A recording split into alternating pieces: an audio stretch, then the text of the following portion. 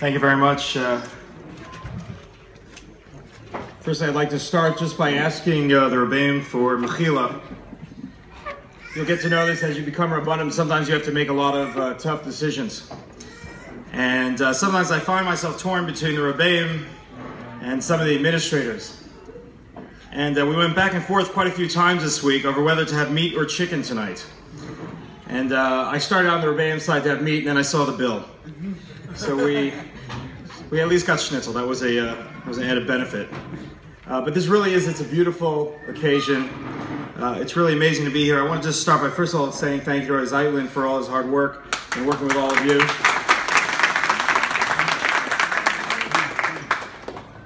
And also thank you to all the families, all the wives, all the children, everyone that sacrificed so much so you can learn all the Torah that you did. You know, the Rambam talks about monotheism in the world, and he talks about Avram, but he mentions that Avram wasn't the first monotheist. Avram wasn't the first person to believe in one God. There was Adam, there was Chanoch, Shem Ever, Noach. There were so many people that believed in one God. And then the Rambam says, then Avram came, who destroyed the idols, Amrusha Olam. Avram comes across the scene, and he starts the Jewish people. Now the Ravid asked a question on that, and he says, I don't understand. He said, Avram, rises up, destroys the idols. He said, what about Shem Ever? Shem Ever had a yeshiva. Obviously, they learned Torah. They knew that idolatry was a problem. Why didn't Shem Ever destroy the idols? Why was it left to Avraham? And the Ravid gives an answer.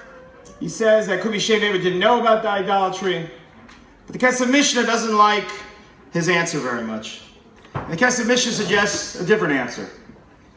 He said, what was the difference between Avraham and Shem Ever?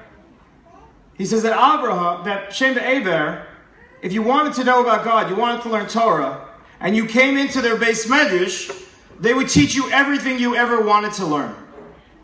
But if you were outside the door, you would never know that there was one God. You would never know anything about Torah. Avraham Avinu went out to the street.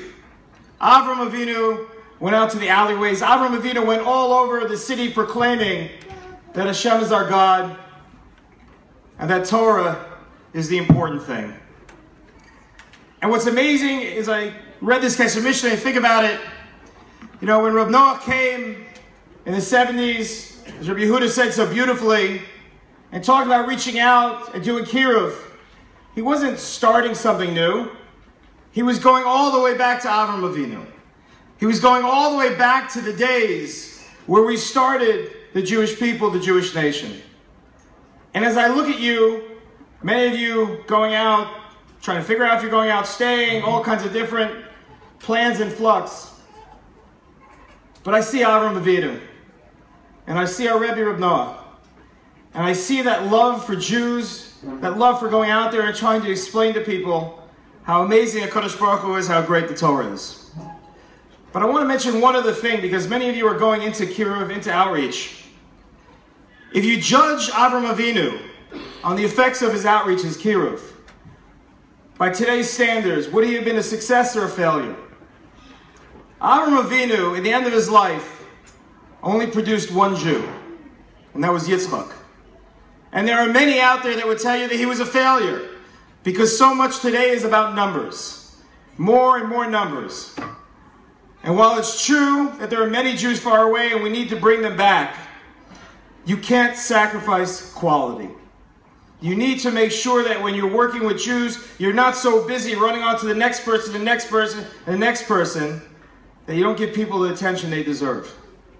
We sit here today because Avraham Avinu put all his kochos into Yitzchak. And because of that, we sit here in this yeshiva, in this Beis Medrash, and we learn Torah, and we're able to continue the Jewish people. So I want to give you a bracha that you should be able to go out and affect and make the case in an intelligent, emotional fashion to Jews. But while you're doing that, don't look at them as another number, as another notch in your belt. Look at them for who they are. Look at what's in their heart. Look at them as your brother and your sister. Mazel tov.